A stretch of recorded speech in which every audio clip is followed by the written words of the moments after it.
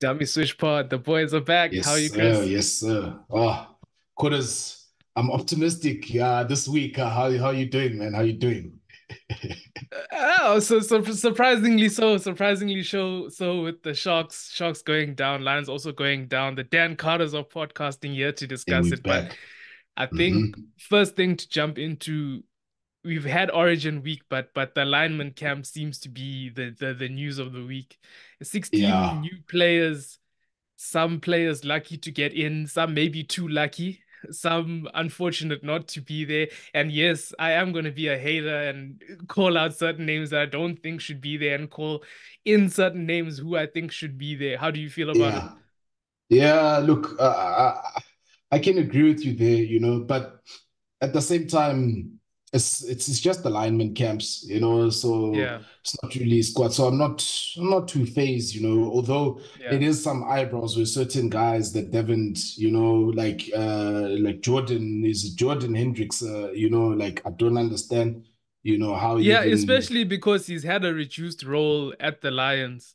yeah as an So example. yeah, So so I mean it's one of those things where he's not a bad player. It's just that you look at other guys out there on form, he yeah, with him it's like what form? He hasn't got the minutes. He's fallen out of favor because he's leaving for the Sharks. So yeah. maybe no by fault of his own or to a lesser extent, but still. No, true. But that's why I say, look, I'm not too. It's just alignment, and then maybe for others, it's just to also keep that hunger, Yeah. that hunger there to say, why am I not being aligned? Yeah. Why don't Yeah. why don't they want to align with me? You know what I mean? So maybe, it's keeping those guys hungry, Yeah, it's pre-drinks. It's pre-drinks. Some of those guys will meet them at the club. So some yeah, of those guys, I mean, unlucky others they guys. won't even make it after pre-drinks, they Yeah, won't because even they're make to gonna the get club. drunk and fall out here. They're not gonna Yeah, make it. There's many guys. I mean, there's it's a very, very broad group. Not all of these guys are Mm, gonna make it. And yeah. it's yeah, some of the names there, I'm not too sure. And Hendrik Vessels as well. You look at him and they've said no, he's coming in as an option that can play hooker and he can play prop. He's third choice at the Bulls in both. Yeah, you know. But look, until they want to get them aligned, it's like wheel balancing. They want to align them to say, hey, look, if you ever wanna, if you wanna get to the club, this Yeah, is how you gotta dress. This is how much money you gotta stack. You gotta get bottle service, things like that. I think, for those guys. But yeah, fortunate to get that taste, of that yeah, environment. I think at the end of the day I understand where you're coming from as well, and also where we're at in terms of, some guys like I mean you can't get the taste so easily. You know what I mean? yeah, It's got to be harder for them. Whereas there's others that deserve to at least to get the shirt and the shorts and the socks. You mm, know what I mean? So so yeah, but yeah. no, not I to mean, worry. just a few names for me. Daimani, I feel like he should be there. He's one of the guys that That's should be what. there. Hard done Yeah. by. Maybe top of the list should be Papier. If I'm going Mm, from a Lions standpoint, Papier was man of the match 2 games in a row. Like the yeah. only thing I can say is that there's too many scrum halves at this camp, and maybe there's another camp where they'll include other scrum halves. But for me, Papier Yeah. is top of the list. Franco Mm, Horn, maybe it's a Lions decision, and Klava Kanye, maybe it's a Lions decision. I thought it was a shootout between him and Fushia. Fushia, I'm happy he yeah. got there. The other person I have to say is Aka van der Merwe. If you're gonna take vessels and Aka van der Merwe, the injection that he had into the Bulls Mm, this past game, it just yeah. shows, man. Night and day. Night and day. But for me with the Lions guys, I'm glad for the Lions guys because then it's at least it's rewarding what Yeah, they've been doing throughout the season so far. Is to say, hey, look, we still we see you guys and there's a chance. So I'm not like I say, I'm not too aggrieved by the alignment camp. We'll start becoming aggrieved when it gets closer to the June series and we see some yeah, certain selections, But for now, I think yeah, you're right. Papir, he's been performing, but maybe he's one of those guys to say no, you must stay hungry. You know what I mean? And also maybe because he's been there before, so can be easier for him to get back in. Than a guy like Van der Berg who's never been Yeah. in there. So yeah, I think there's a lot of there is definitely a lot of reasons why certain guys are not there. But at the end of the day, what all it is that it's good for SA South African rugby in terms of widening the pool of guys that are getting that exposure to the national setup and understanding what is required. And, hopefully that will, again, have a knock on effect when they go back to their Yeah. franchises, and give them a boost. I think that's the one positive spin off that I can see from that, but yeah, it's just alignment. Yeah, hopefully some guys can show their worth. Gumete, I hope he Mm, makes an impression there. He's had a good season. Lions versus Bulls. Lions, no Chituka. Bulls, Moody and Arns are back. No Vali yeah, LaRue. Stop-start game, especially yeah. first half. Jake, Jake, Jake White says there were no air cons. That's why he had a talk on the field. He's not happy with Uh, the facilities. He says the Lions yeah, pose no threat because they play within their own half, which he was true. The Lions couldn't get territory. Where they got yeah. territory, they couldn't keep possession. Yeah, look, it's true, but I think one of the things, first things first, before we get into that game, one thing I'll say, they must stop saying, hey, Ellis Park, Lions must change this. People were there. I was there this weekend, as a witness. People were there, and it's a result of the rugby that the Lions have been playing. That's Yeah, just in my opinion, that made the people want to be there and even the Bulls as well, because there was a good yeah, contingent of Bull supporters there. The game was definitely in the first half disappointing in terms of there was no flow to the game, stop start, and yes, the Lions just seemed trapped in their own half. They couldn't get out, but even the Bulls, they were uncharacteristic in terms of the yeah. lack of execution. They didn't get the flow going A as well. number of Just times knocked on in the Lions 22. They were also misfiring. Yeah, so it wasn't a great spectacle of the game, but the atmosphere at the stadium was good. People wanted to see some rugby, especially from the Lions side.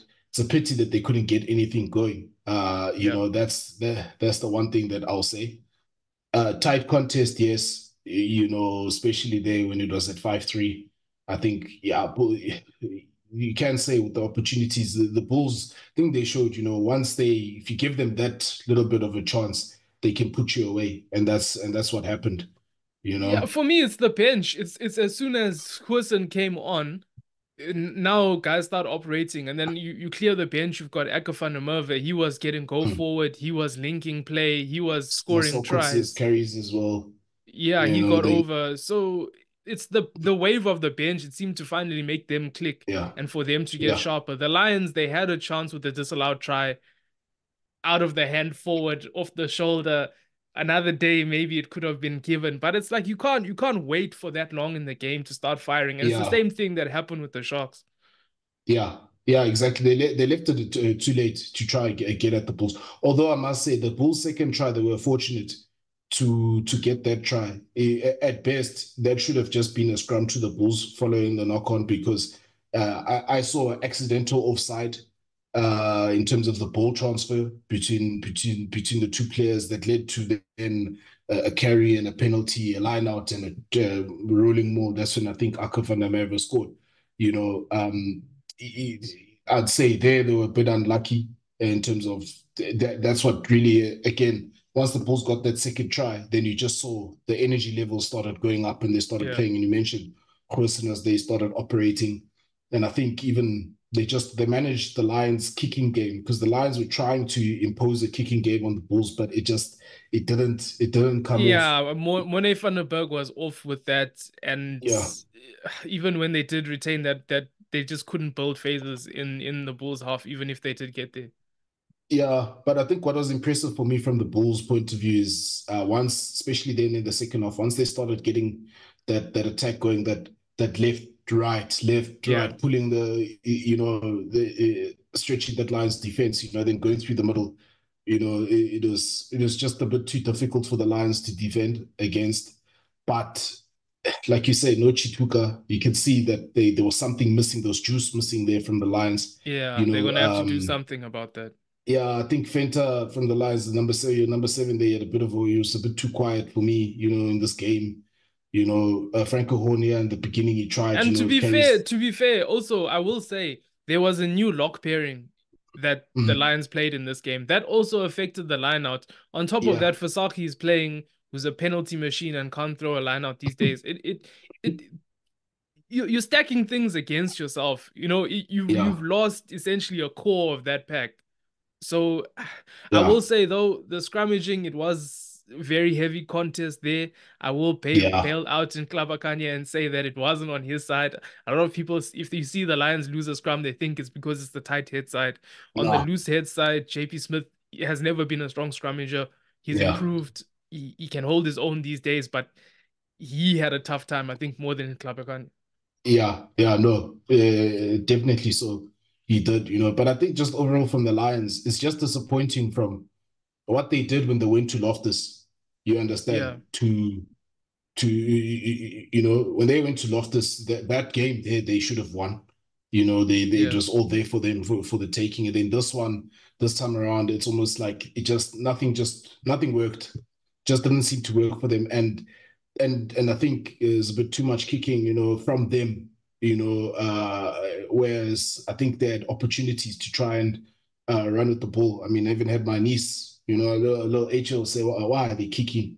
So, so and I couldn't explain because I was a Lion supporter on the day, so, so yeah, but, it's I think they will have to do a bit of introspection as well after this, especially the yeah. showing at home.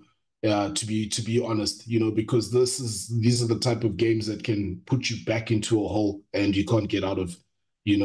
So hopefully for them, this doesn't become a pattern.